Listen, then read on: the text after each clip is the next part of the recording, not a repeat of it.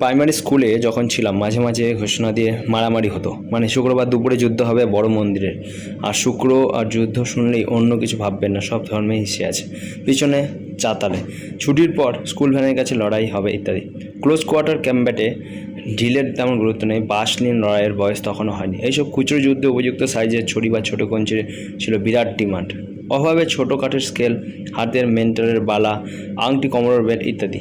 এক বীর বন্ধুকে বহুবার দেখেছি এক হাতে 2 সাইজের বড় হাফ প্যান্ট চেপে ধরে অন্য হাতে সুদর্শন চক্রের মতো বেল্ট ঘোরাতে, খুব সম্ভবত ক্লাস 3-তে।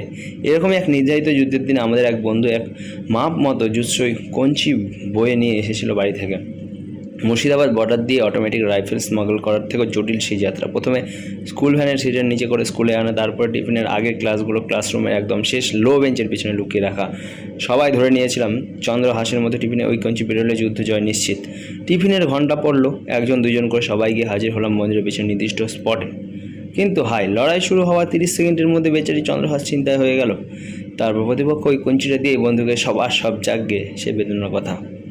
সূর্যর সিনেমাটা বানানো হয়েছিল ঘোর ইউপি আমলে। কে মেননের ব্রিগেডিয়ার রুদ্রপ্রতাপ সিং চরিত্রটা লেখাই হয়েছিল ভারতীয় সেনাকে হিংস্র জিঙ্গোইস্ট আর কাশ্মীরের জুইস ইজাবুল লস্করকে অসহায় কুচুপুচু মজলুম হিসেবে দেখানোর জন্য।